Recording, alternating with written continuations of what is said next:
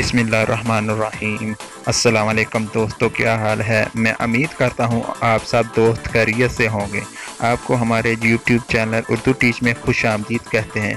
Video शुरू करने से पहले आप दोस्तों से एक छोटी सी रिक्वेस्ट है, अगर आपने मेरे यूट्यूब चैनल उर्दू टीच को सब्सक्राइब नहीं किया, प्लीज़ जहाँ एक रेड बटन का निशान है इसको दबाएं और इसको सब्सक्राइब कर दें, और साथ ही इसके बेल आइकॉन का एक निशान है, इसको दबाएं ताकि आपको लेटेस्ट वीडियो वक्त पर मिलती रहे। शुक्रिया।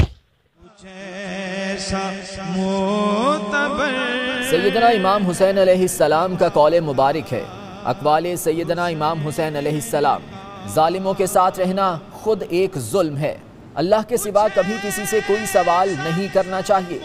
जिसका मददगार अल्लाह के अलावा कोई ना हो, खबरदार उस पर जुल्म ना करना। इल्म और बुर्दबारी इंसान की सीरत को आरास्ता करती है।